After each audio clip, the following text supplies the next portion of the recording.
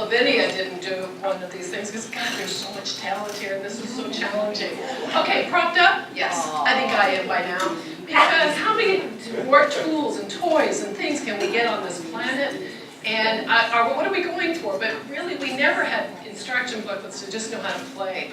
So when we think about what kind of process we're in when we're using these tools, where we really want to embody ourselves differently, I thought it'd be a good time for us to talk about a whole new approach. And that's coming through by way of awareness.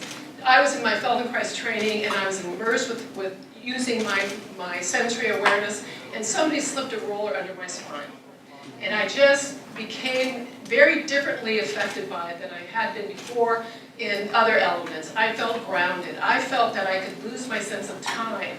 I felt that I could explore, I could examine, I could breathe. I was doing things that really I had never thought about. And tools, don't necessarily have to be something we do independent, but we can use tools in such a way that can be everyday tools. And we find that we can dampen down our nervous system with different ways.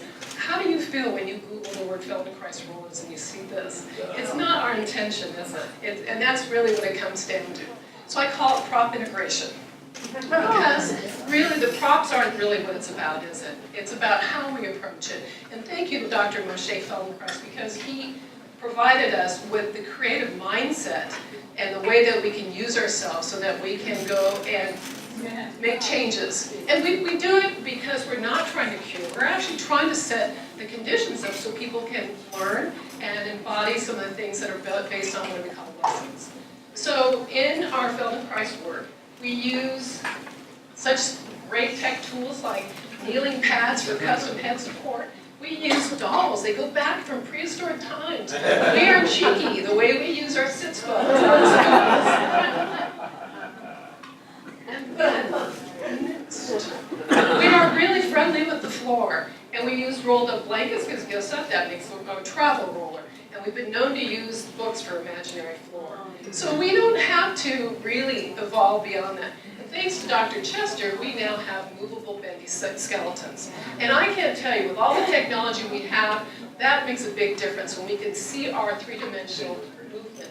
We use tables with our students in such a way that we dance with them. Sometimes you don't know who's the practitioner, who's the student, but we're usually smiling. So what kind of engineering goes into this? We all can recognize this is Ruthie's touch, isn't it? Because how simple to bring a wrap to be able to create a bone density program that embodies from within. So she helped us with that. We have smart tools, which is a smart roller, and they embody tensegrity concept, which is like Mr. Fuller, so we can use ideas that are very Feldenkrais-like, which is comfort and ease and variability and adaptations, and then coming back to our walking with the Feldenkrais awareness. So what are we looking at? But we're looking at safe play. And when you look at safe play, you give yourself the freedom to do all the things we're talking about. When we're compromised, when we try and do things that are out of our realm of what's really what we should be doing at that point in time, we don't use ourselves in the same way. And this isn't men at work, this is men at play. This was a conference, and there were two Feldenkrais guys. And this was video, which doesn't lend itself well here for the slide. But they were practicing who could balance the roller on their fingertips. I love that. So we can also find ways that's beyond muscles. We can go inside. We can really use a way to connect the skeletal support. And that's another way that we can play with these tools. So the other thing about tools is they often get stuck in your closet and never use them again.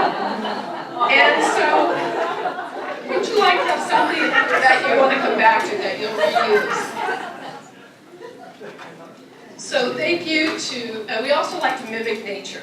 It's really important that we embody what really looks like the real world out there. There are a lot of things that you just gotta wonder. So I have to send out a heart hug to Eleanor Silverstein, because if you follow her blog, you'll watch one of the most precious uses that she's done with her rollers work. So again, I just wanted to mention, also this morning I went to a workshop and we practiced using imaginary bicycles with chairs with Pamela Kim's work. It was wonderful. So we used our minds. It wasn't like we had to have, it wasn't dependent on the props. So I just want to tell you one cute story, and that's, I bought my father a rocking chair for Christmas, which was a little bit of a stigma, you can imagine. I got a text this morning, my sister said, he's using it.